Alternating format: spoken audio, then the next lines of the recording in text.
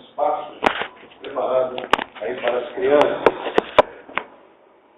Vou pedir para o Guilherme. Guilherme, no pendrive essa pregação aqui. Tá? Nosso assistente aqui.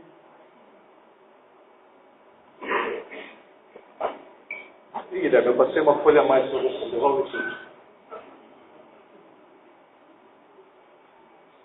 Isso, essa mesmo. Obrigado. Queridos, vamos abrir a palavra de Deus no Evangelho de João, no capítulo 10. Evangelho de João, no capítulo 10, nós vamos ler do verso 11 ao 21.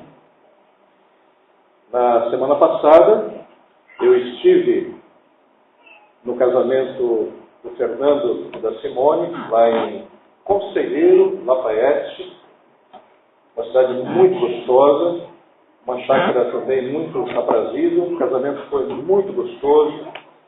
A gente pôde ali fazer o casamento, realizar a cerimônia e também ficar com a família, conversando com a família. Foi um momento muito agradável, muito bom. E à noite eu fui para Bragança Paulista. Os irmãos talvez não estejam acompanhando, mas o meu sogro, ele não está bem, a gente pediu oração. Eu tive que correr com ele para o hospital. A filha dele trabalha em Bragança Paulista, na Santa Casa. Então ele desejou ser internado lá. Ele conhece os médicos. Então ele está lá durante toda essa semana, desde o domingo passado. Ele está internado lá em Bragança Paulista. Então esse fim de semana eu não estive aqui na igreja por essa razão. O pastor Ricardo trouxe uma mensagem do Evangelho de João, no capítulo 11. Só que eu gostaria de recuar um pouco. Nós não terminamos o capítulo de João, capítulo 10, e nós vamos ler a partir do verso 11. João capítulo 10, verso 11 ao 21, diz assim: Eu sou o bom pastor. O bom pastor dá a vida pelas ovelhas. O mercenário, que não é pastor, a quem não pertencem as ovelhas, vê vir o lobo, abandona as ovelhas e foge. Então o lobo as arrebata e dispersa. O mercenário foge porque é mercenário e não tem cuidado com as ovelhas. Eu sou o bom pastor, conheço as minhas ovelhas e elas me conhecem a mim. Assim como o Pai me conhece a mim, eu conheço o Pai e dou a minha vida pelas ovelhas. Ainda tenho ovelhas, não deste aprisco, a mim me convém conduzi-las. Elas ouvirão minha voz, então haverá um rebanho e um pastor. Por isso o Pai me ama, porque eu dou a minha vida para reassumir. Ninguém a tira de mim, pelo contrário, eu espontaneamente a dou. Tenho autoridade para entregar e também para reavê-la. Esse mandato recebi de meu Pai. Por causa dessas palavras, rompeu nova discussão entre os judeus.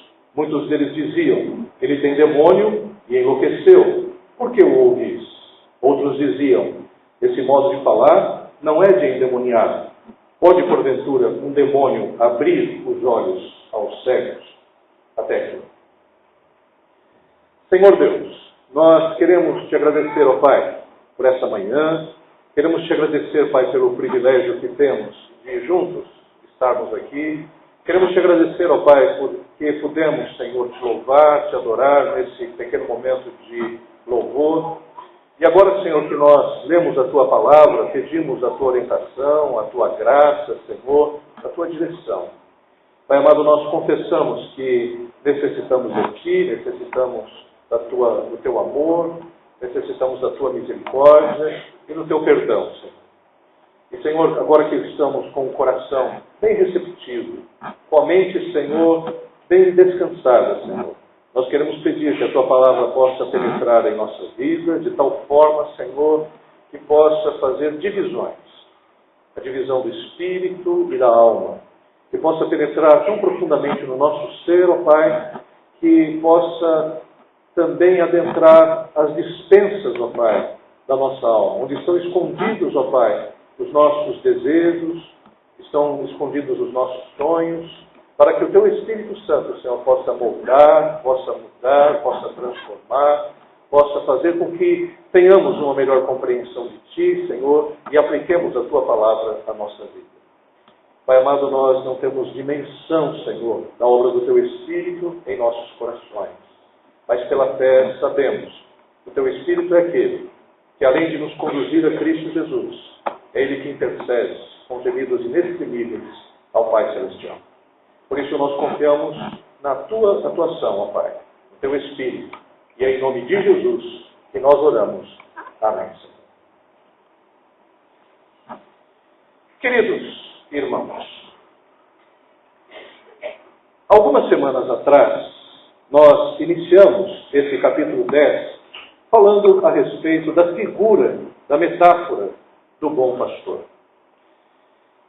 Neste primeiro encontro que nós tivemos nesse capítulo, nós falamos a respeito do Salmo 23. E lá no Salmo 23, nós traçamos alguns aspectos relacionados ao modelo do bom pastor. E em seguida nós falamos, a partir desse texto também, do capítulo 10, versículo 1 até o versículo 10, utilizando as metáforas de Jesus como o bom pastor, como a porta, como aquele que dá acesso ao aprisco. Hoje eu gostaria de falar com os irmãos a respeito do cuidado do rebanho como o bom pastor. Esse texto que nós acabamos de ler é um texto muito interessante que fala a respeito de Jesus Cristo como bom pastor, da ação dele, da maneira como ele cuida do seu rebanho e das suas ovelhas. Mas, além desse cuidado que nós vemos em Jesus Cristo, esse texto vem nos ensinar mais. Porque Jesus Cristo não está apontando apenas para si mesmo como o bom pastor, mas Ele está também nos dando dicas preciosas de como tem que ser o nosso comportamento como obreiros, como ministros do Evangelho, mas também como servos de Deus em geral. Porque o cuidado não é apenas um privilégio dos pastores, mas o cuidado é algo que todos nós devemos ter. O cuidado com o outro é uma das preciosidades que nós temos na vida cristã. O próprio Senhor Jesus nos mostra que o princípio maior que nós temos em nossa vida é o amor. E esse amor, ele se reverte justamente em cuidado, se reverte justamente no apacentamento, na nutrição, no abrigo, no acolhimento do outro.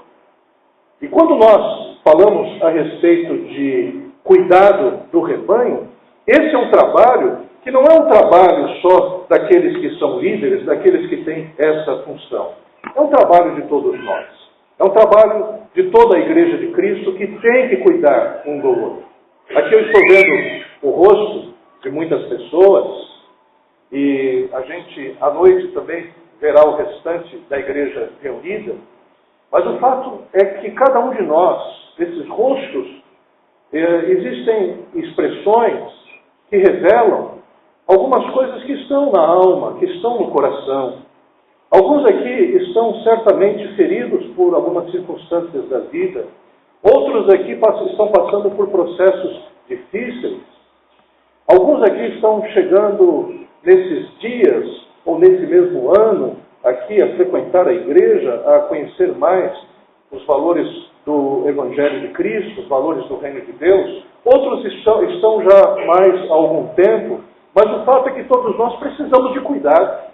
Todos nós precisamos de olhar um para o outro e ajudar um ao outro nessa caminhada, que é uma caminhada vitoriosa, que é uma caminhada abençoada, que é uma caminhada que Deus tem preparado para nós, mas uma caminhada que tem os seus momentos de vales, tem os seus momentos de caminho pedregoso e que muitas vezes ferem a nossa alma, ferem a nossa vida. Então todos nós precisamos de pastoreamento. Inclusive até os pastores precisam de pastoreamento.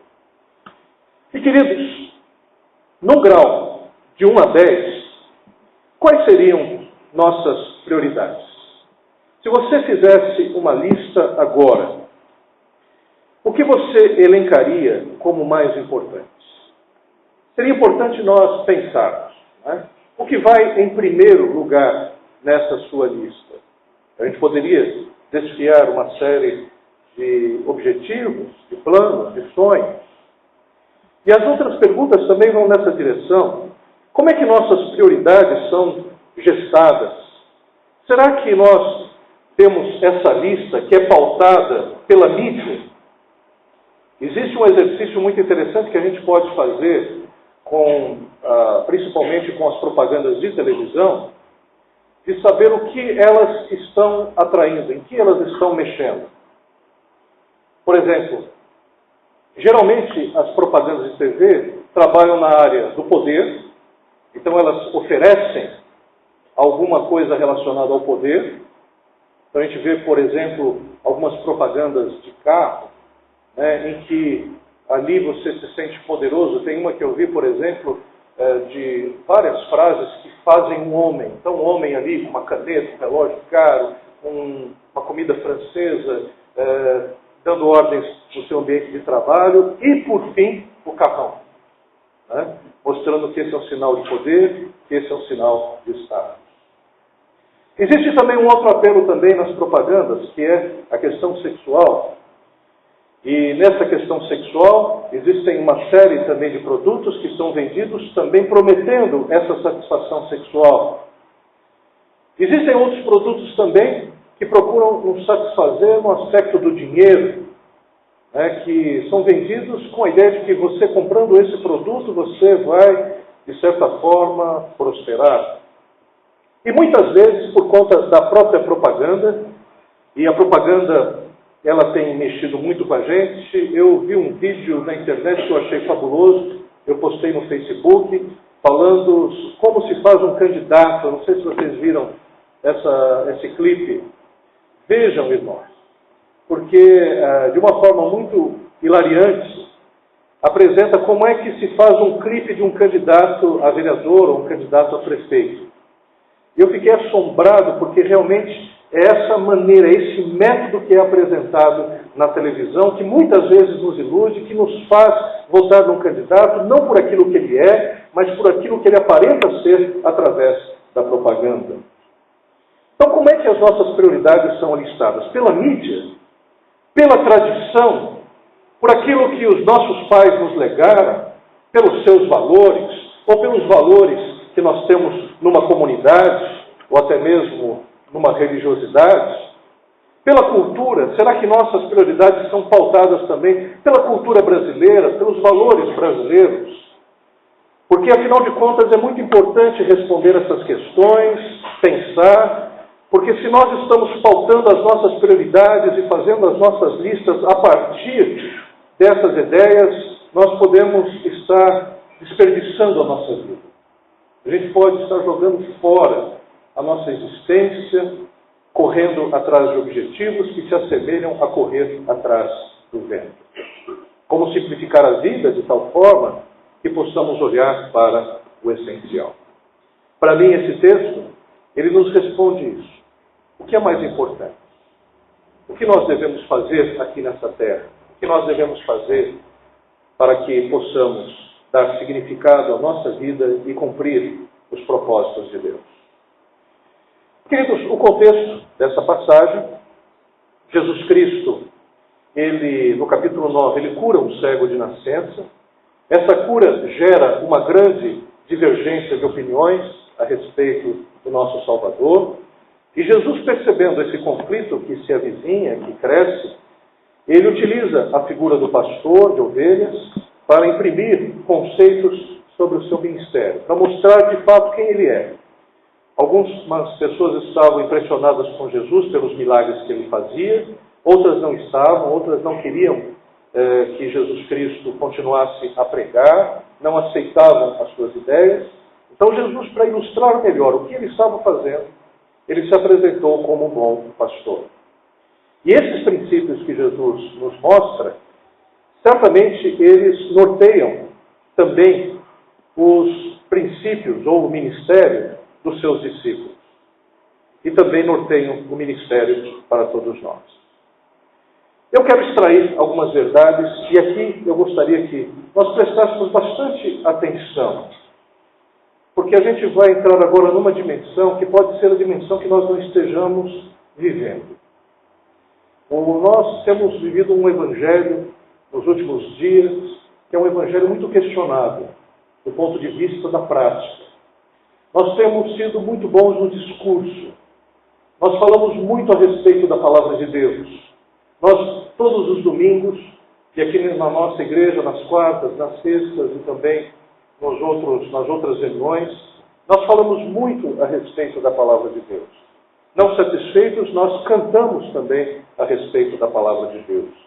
Mas eu creio que não é justamente no ensino ou no louvor que nós estamos sendo negligentes. Eu creio que não. Mas existe uma negligência na prática. Existe uma negligência na aplicação da palavra de Deus. Então, muitas vezes, como nós vivemos numa época em que o discurso é muito mais importante do que o conteúdo, em que o discurso é muito mais importante do que a prática, nós nos acostumamos a falar muito, a ouvir muito, nós vamos em congressos, nós participamos de reuniões, e nessas reuniões nós falamos, parece que tudo está acertado, a mensagem fala ao nosso coração, mas justamente quando a gente vai descer a prática, quando a gente sai da montanha, em que nós podemos contemplar a Deus, quando a gente vai descer para o vale, é aí que a coisa pega. É aí que a gente não consegue trabalhar aquilo que nós aprendemos.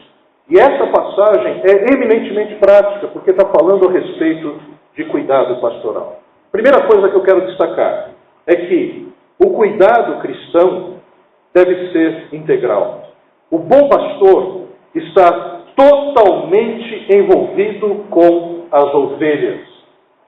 Então o que nós podemos dizer é que Jesus Cristo, Ele mesmo se apresenta da seguinte forma: eu sou o bom pastor, e o bom pastor dá a vida pelas ovelhas. Eu estou no terceiro já, eu estou no quarto. Tá? O bom pastor dá a vida pelas suas ovelhas. O que nós podemos perceber nisso? Jesus Cristo, Ele não está simplesmente trazendo alguns conceitos interessantes para que as pessoas possam viver. Ele não está apenas de longe se preocupando com as ovelhas. Ele dá a sua vida pelas ovelhas. Nós, como cristãos, também temos esse exemplo de Cristo, que o nosso interesse, ele não pode estar vinculado com algum benefício, mas sim nós devemos entender que o nosso interesse maior é a vida da ovelha, é a vida do outro. O que nós temos percebido é que o evangelho que tem sido vivido na maioria das igrejas e na maioria dos crentes é um evangelho do seu interesse próprio. Nós estamos muito preocupados com aquilo que nós vamos receber. Nós estamos muito preocupados com aquilo que nós vamos lucrar. Essa é uma característica do nosso tempo. O nosso tempo é consumista, o nosso tempo é capitalista por excelência. Então tudo em que nós fazemos, a gente pensa o que a gente vai levar em troca. E Jesus Cristo constantemente quebrava esses conceitos, porque naquela época já existia algo assim, porque o próprio Pedro perguntou para Jesus: Senhor, nós deixamos tudo, o que nós vamos receber em troca? Então a ideia nossa ainda está muito entranhada nesse valor do que nós vamos receber. E o bom pastor, aquele que cuida, ele não se pauta por esse interesse, ele não cuida das ovelhas pensando no dinheiro. Nós não cuidamos do outro pensando naquilo que nós vamos poder crescer em virtude desse cuidado, mas nós cuidamos do outro por aquilo que o outro é, por aquilo que o outro necessita. A nossa vida cristã não deve ser pautada pelos nossos interesses. A nossa vida cristã, ela é pautada pelo interesse do outro, pela vida do outro, e não somente pela nossa. Não existe agendas ocultas no cuidado. Ele serve ao seu rebanho por causa das ovelhas. E esse aspecto é muito importante para todos nós. O que nós estamos fazendo aqui, o que nós estamos fazendo no ministério pastoral ou do ministério pastoral, o que nós estamos fazendo do ministério diaconal, o que nós estamos fazendo do ministério de louvor e de tantos outros ministérios como de jovens, mulheres, dos homens, os ministérios das crianças, o ministério infantil. o Ministério da Ação Social. O que nós estamos fazendo com esses ministérios? Será que nós estamos servindo a Deus, pensando no outro? Ou nós estamos muitas vezes ainda imbuídos dos nossos próprios desejos? Nós paramos de servir quando as coisas não acontecem do jeito que nós queríamos. Nós paramos de servir para buscar os nossos interesses pessoais. Ou nós paramos de servir, ou não servimos com dedicação ou com excelência, porque nós estamos mais preocupados com os valores dessa vida. Então é muito importante nós fazermos essa pergunta, porque quando Jesus Cristo mostra o seu ministério, Jesus Cristo não faz uma coisa pela metade. Jesus Cristo não está envolvido apenas teoricamente conosco, Ele está totalmente envolvido conosco. Jesus Cristo está sempre agindo no nosso coração e não é pela metade, não. Aliás, o próprio Senhor dá mostras disso, porque é o próprio Deus que se encarna, é o Deus que vive entre nós, é o Deus que toma uma forma humana, é o Deus que vive como homem, um Deus que padece como homem, porque Ele se envolveu totalmente conosco.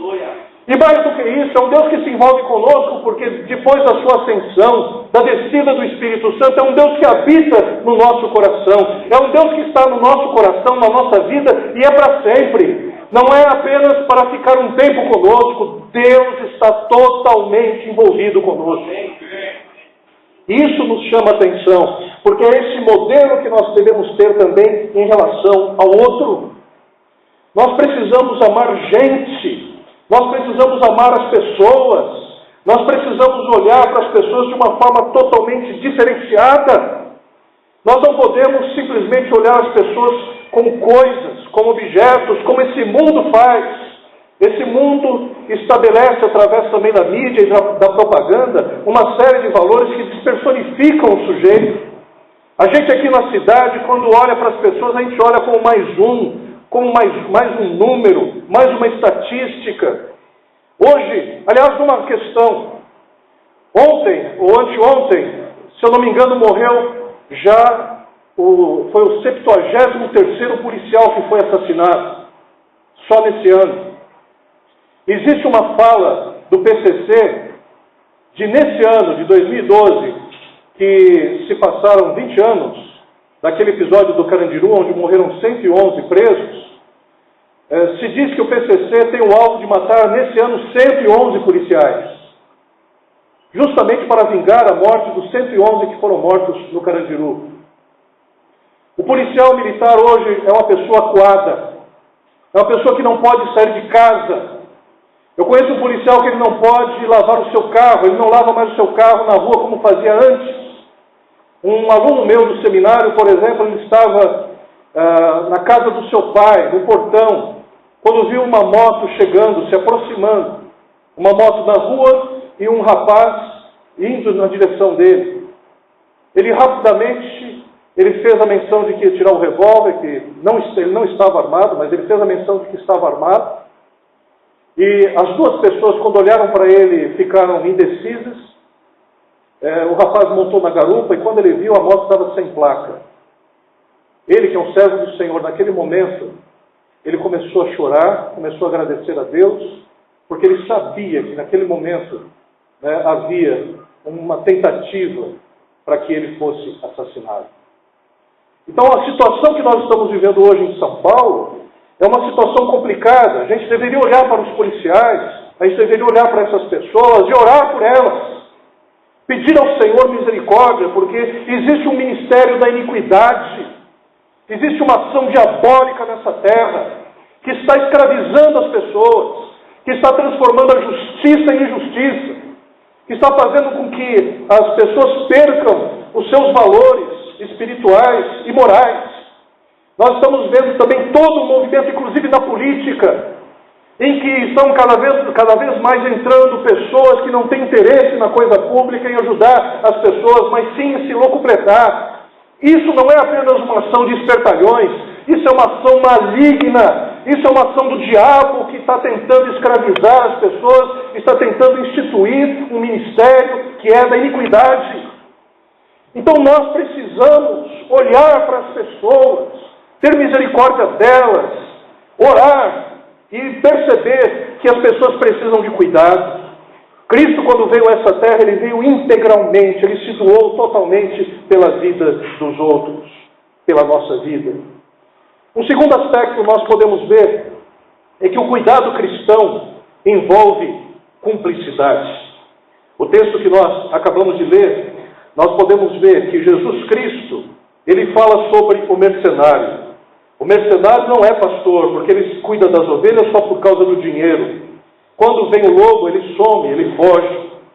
Mas o bom pastor, ele não somente cuida das ovelhas por causa do dinheiro ou do benefício que pode ter. O bom pastor conhece as ovelhas e as ovelhas o conhecem.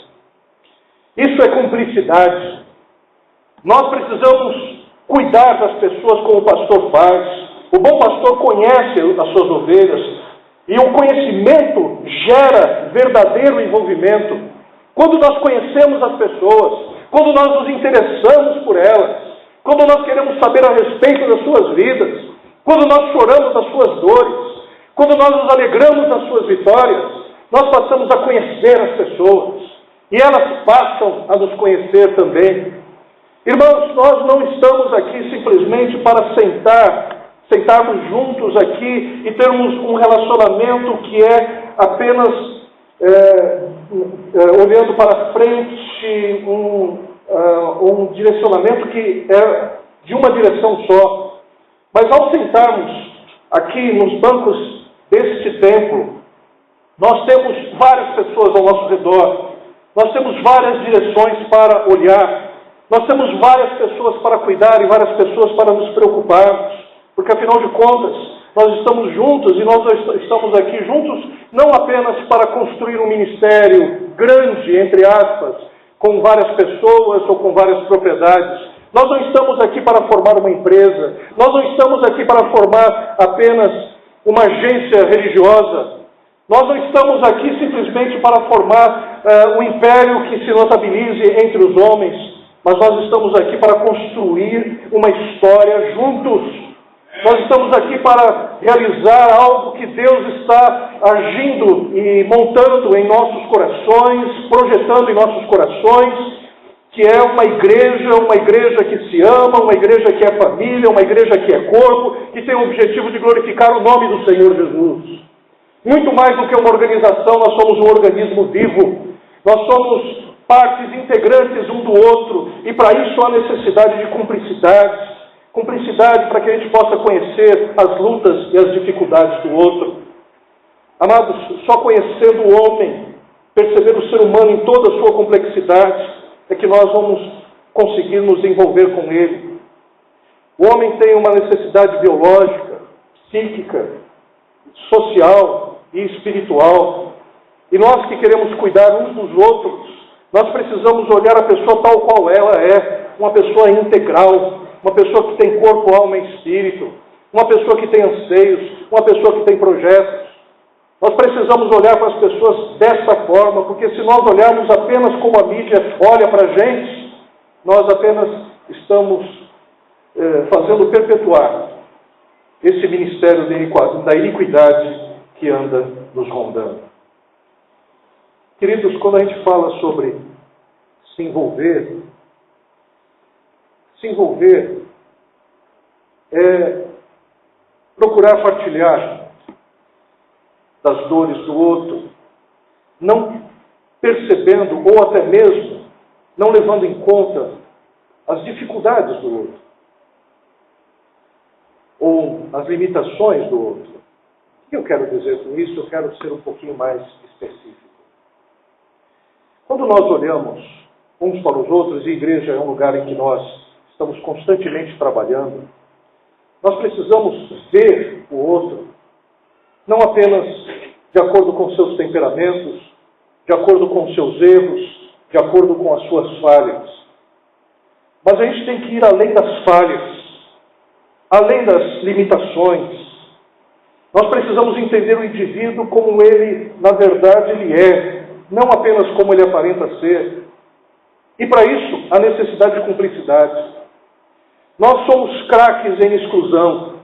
Nós somos craques em descartar pessoas. Quando uma pessoa não nos agrada, nós não queremos conversa com ela. Quando uma pessoa fere algum princípio nosso, nós queremos jogá-la para fora. E o pastoreamento, ele vai em outra direção. Porque aquele que entende os valores do pastoreamento sabe que até mesmo aquelas pessoas mais difíceis, mais complicadas, são dadas por Deus para que a gente possa cuidar. E que nós precisamos amá-las, precisamos nos envolver com elas e precisamos lutar por elas. Nós precisamos entender que quando se trata da nossa família, a gente vence essas dificuldades. Quando é um parente nosso que está doente, quando é um filho nosso que está doente, se ele está com mau hálito, a gente não se importa. O mau hálito da doença não faz diferença para a gente, porque a gente ama o filho, ama a criança. Quando é um pai da gente que está doente, em que claramente a gente sente que a doença está ali se alojando e está fazendo com que o seu corpo se transforme e mude, se torne um corpo até repulsivo, nós não nos importamos porque é o pai da gente que está lá e a gente abraça, a gente beija, a gente suporta, a gente faz tudo o que nós podemos fazer e tudo que está ao nosso alcance porque é o nosso pai que está lá. Que esse tipo de coisa nós possamos entender de uma forma toda especial, porque Deus, quando olhou para a gente, Ele não olhou a lepra da nossa alma, não olhou os nossos pecados, não olhou aquilo que nós tínhamos de pior, mas simplesmente Ele se entregou pela nossa vida para agir no nosso coração, para mudar a nossa existência e para fazer com que nós fôssemos novas criaturas nele. E esse olhar é o olhar que a gente tem que reproduzir, porque a gente não pode olhar para as pessoas apenas pelos aspectos externos.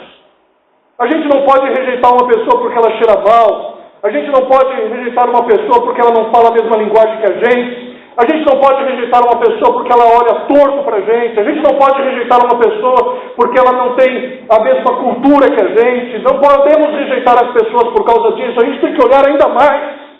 A gente tem que pastorear. A gente tem que chegar e se envolver. A gente tem que amar a pessoa por aquilo que ela é, por aquilo que ela está desenvolvendo como ser. E assim nós podemos ajudá-la e podemos pastoreá-la. Um terceiro aspecto: o cuidado cristão não se limita ao seu locus. O bom pastor deseja ampliar o seu cuidado aos que estão sem acolhimento.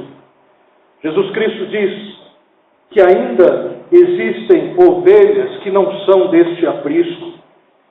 E ele diz: a mim me convém conduzi-las, elas ouvirão a minha voz, então haverá um rebanho e um pastor. Irmãos, o desejo do cristão sempre deve ir além do cuidado dos seus. É muito bom cuidar da nossa família, gente.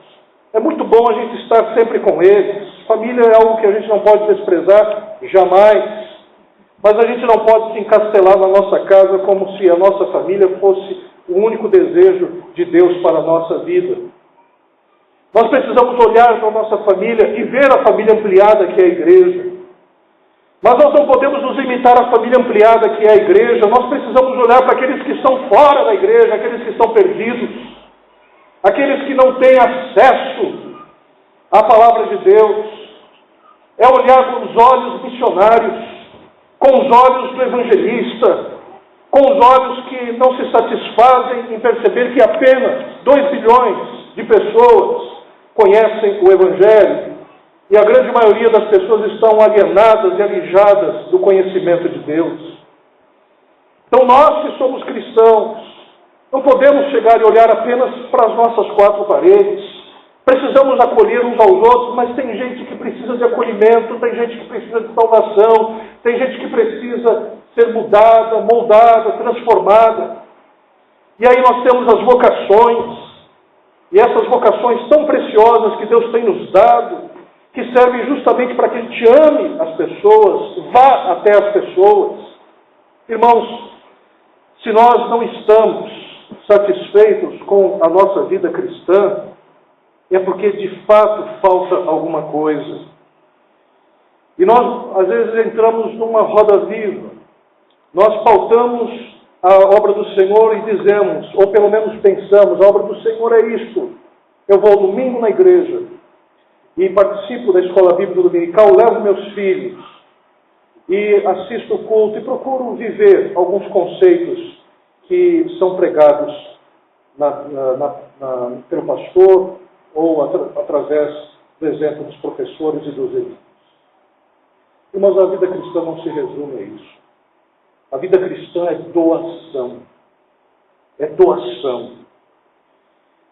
A vida cristã é você integralmente estar envolvido com o seu chamado de fazer a obra do Senhor. Então você que tem o chamado para pregar e não está pregando ainda, não espere dessa igreja a chance e a oportunidade de vir aqui na frente pregar, mas procure já unir-se com um grupo de pessoas, aqui mesmo na igreja, na sua própria casa, na casa de alguém, e já ensine a palavra de Deus, porque não é possível, a gente não consegue estabelecer para todos oportunidades para ministrarem a palavra de Deus aqui nesse espaço.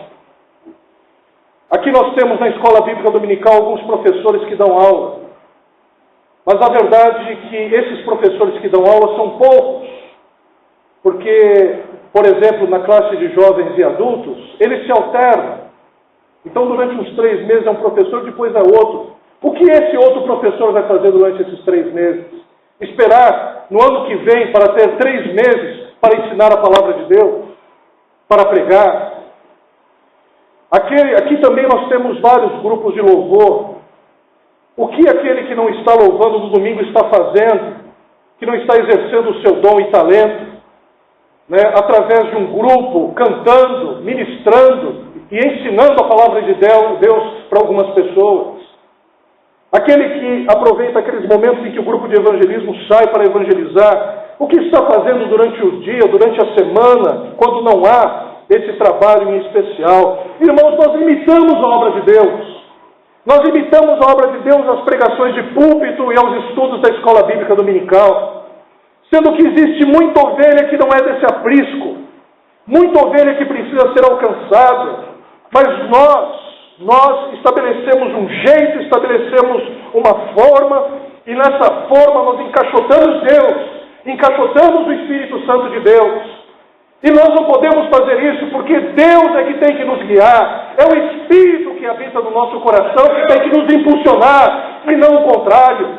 Nós somos homens e mulheres com dons e talentos, porém nós muitas vezes os enterramos, deixamos esses talentos de lado, porque fazemos o mínimo necessário, fazemos apenas parte daquilo que poderíamos fazer, com a desculpa de que não existe espaço. Mas, amados, nós temos que fazer os espaços, não temos que ficar limitados ao aprisco, nós temos que olhar para as pessoas que são de outros apriscos, pessoas que estão muitas vezes sendo orientadas por filosofias de religiões falsas, pessoas que estão afastadas de Deus. Se nesse aprisco já existem uma série de pessoas que estão sendo cuidadas, busquemos as pessoas que não estão. Evangelizemos aqueles que precisam da salvação de Cristo Jesus. Queridos, para encerrar, nós vemos no cuidado do bom pastor um aspecto que nos chama a atenção. O cuidado cristão gera perplexidade. O bom pastor é mal compreendido e confundido com um desajustado espiritual. Jesus Cristo, quando estava ali falando a respeito do bom pastor, alguns judeus que não acreditavam nele diziam: esse homem tem demônio. Quer dizer, o absurdo dos absurdos. Jesus Cristo estava sendo totalmente mal compreendido por parte desses judeus. Existe uma inversão de valores da sociedade que é tamanha, que discrimina aqueles que se dedicam a fazer o bem. Por isso, quais são as suas expectativas em relação à obra do Senhor? Ou em relação ao homem? Em relação ao outro? Se você tem uma expectativa de ajudar pessoas, cuidar pessoas, para que elas possam ser agradecidas a você, que possam te dar algum benefício, ou que possam chegar e crescer sem problemas e dificuldades através da sua atuação, você esqueça, porque o cuidado não se dá dessa forma. O cuidado é abnegado. Nós fazemos o bem não porque o outro pode chegar e reconhecer esse bem. Nós fazemos o bem porque isso é característica nossa. É por amor ao outro, independente se ele vai responder a esse amor ou não. O amor cristão é totalmente diferenciado. Aliás, o amor cristão começa em casa. Porque quando nós olhamos para a nossa esposa, ou a mulher olha para o esposo, deve chegar e olhar com um pensamento todo especial de amor e dedicação. Nós olhamos para as pessoas de casa e devemos exercer essa doação da sua forma mais envolvente possível.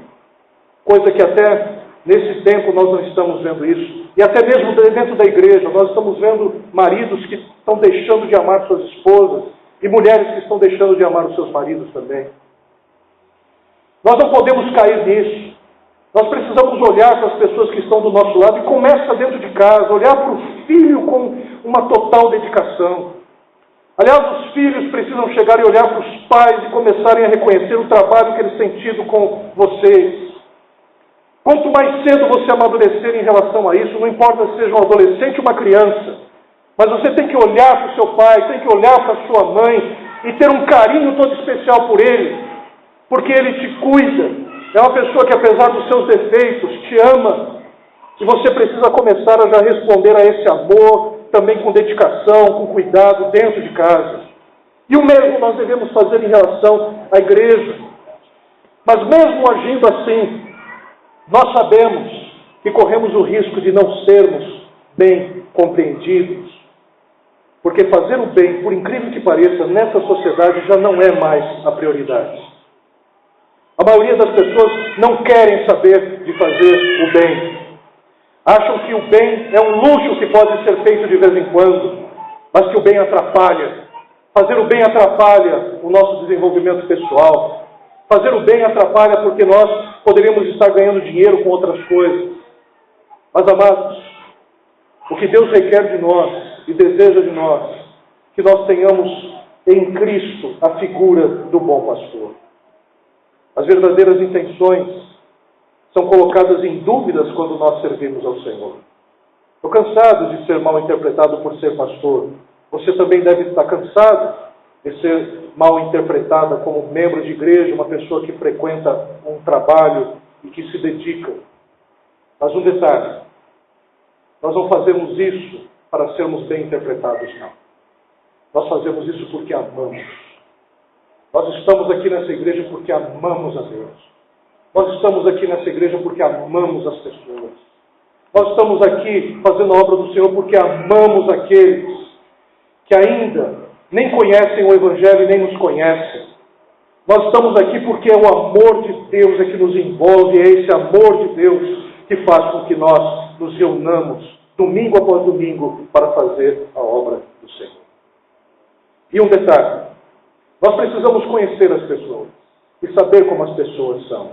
As pessoas são contraditórias. As pessoas, elas muitas vezes falham. As pessoas agem de uma forma inadvertida. As pessoas nos ferem.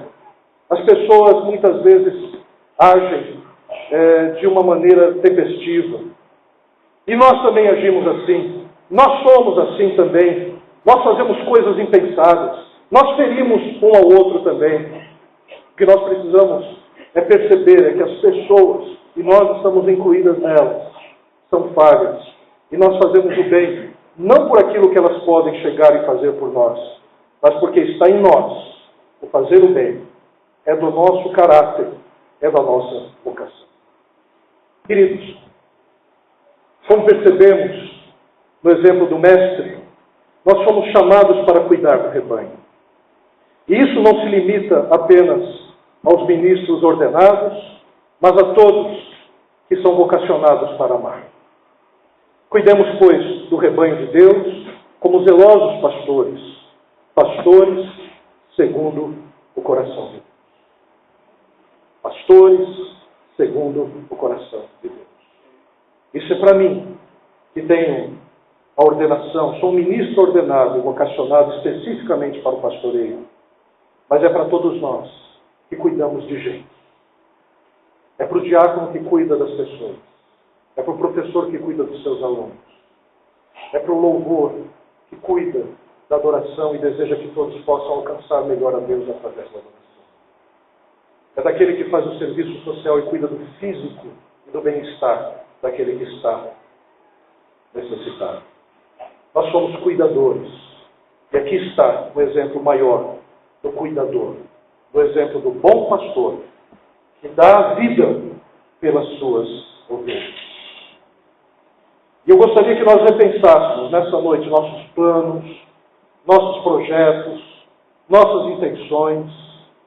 Gostaria que você chegasse e perguntasse a Deus: Senhor, é para que eu me embrenhe nesse projeto? É para que eu me dedique a esse projeto? Eu vou cuidar de gente nesse projeto? Porque se esse projeto for apenas para que eu possa crescer intelectualmente e seja apenas para que eu ganhe dinheiro e não cuide de gente, eu estarei desperdiçando a minha vida, Senhor. E eu não quero desperdiçar a minha vida. Senhor, esse plano que eu tenho, ele inclui o cuidado de pessoas, o pastoreamento de pessoas, porque se não inclui, Senhor, eu não quero. Eu quero cuidar de gente, porque eu sei que foi para isso que eu fui vocacionado. Eu fui vocacionado para amar, eu fui vocacionado para servir aos outros. Esse é o nosso desejo, esse é o nosso chamado. Amém, queridos? Vamos ficar em pé nesse instante. Eu quero chamar os pastores para virem aqui à frente. Vamos fazer um louvor.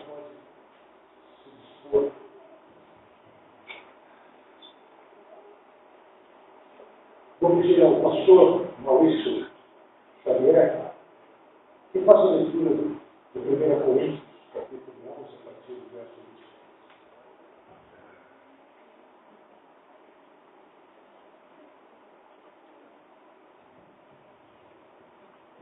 20. Amém? Diz assim a palavra do Senhor: porque eu recebi do Senhor o que também vos entreguei. O Senhor Jesus, na noite que foi traído, tomou o pão, em tendo dado graça, estava feliz e também o corpo, que é dado por vós. Fazer isto em memória de mim. Eu combinando de modo, depois de haver ceado, também tomou o cálice, dizendo: esse cálice é a nova aliança, o meu sangue. Fazer isso todos os que beberem, em memória de mim. Que todas as vezes que comer desse pão, e beber do cálice, anunciai a morte do Senhor, até que venha. Por isso, aquele que comer do pão, o beber do cálice do Senhor indignamente, será réu do corpo do sangue do Senhor. Examine-se, pois, o homem a si mesmo, e assim tomando o pão e beba do cálice, pois quem come e bebe ele serviu o corpo, come e bebe juízo para si. Eis a razão porque é entre vós os fracos e doentes, não poucos que dormem, porque se julgássemos a nós mesmos, não seríamos julgados, mas quando somos julgados, somos disciplinados pelo Senhor para não sermos condenados pelo mundo. Assim, pois, meus irmãos, nos reuni para comer, esperai uns pelos outros. Nós vamos participar da ceia do Senhor. A gente vai participar nessa dimensão do cuidado, dessa dimensão do pastoreamento humano. Porque nós somos um corpo ajustado, um corpo que é um corpo justamente para glorificar o cabeça de Cristo, fazer a sua obra. Nós vamos participar dessa ceia, pensando justamente nessa comunhão que nós temos. De fato, essa comunhão ela está se expressando até as últimas consequências. Porque essa comunhão ela está sendo parcial. Se durante até esse ano 2012, a nossa vida cristã se limitou muito apenas aquilo que nos dava benefícios, aquilo que nos trazia algum tipo de vantagem. Porque se isso aconteceu, a gente vai mudar isso. A gente vai se colocar novamente no trilho do Senhor, no caminho de Deus. Nós não podemos, de forma alguma, transformar a nossa vocação e esse ministério em apenas uma agência de pessoas que se gostam e que gostam de ouvir algumas mensagens. Mas a gente precisa muito mais. Ter uma igreja que ama, uma igreja acolhedora, uma igreja que vença as dificuldades e que na ceia represente isso de uma forma plena, mostrando que nós somos um com Cristo Jesus somos um com os outros. Nós vamos orar, agradecendo a Deus pelos elementos. Eu vou pedir ao pastor Jair que faça essa coisa. Pai amado, nós te agradecemos, primeiro pela mensagem, como o Senhor falou conosco nesta manhã. A gente percebe que cada dia nós precisamos de transformação, precisamos de restauração. E nós glorificamos o teu nome de uma maneira específica, mais uma vez, como foi usado no céu, na palavra. Agora, Pai amado, nós estamos em comunhão, nós glorificamos o teu nome, estamos aqui para exaltar o teu nome na beleza da tua santidade e agradecer ao Senhor. Porque João Batista falou: eis o Cordeiro de Deus que tira o pecado do mundo.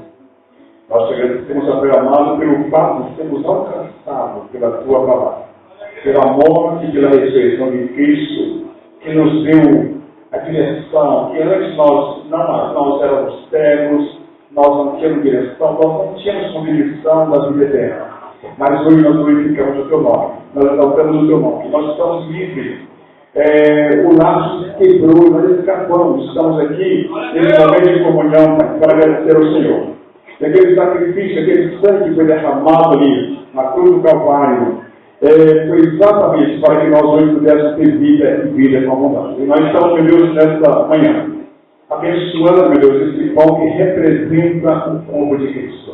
E também esse suco que representa o sangue de Cristo, o Cordeiro imaculado e incontaminado, que foi morto por nossa causa. E nós estamos aqui para agradecer por tudo isso, em nome de nosso Senhor e Salvador Jesus Cristo.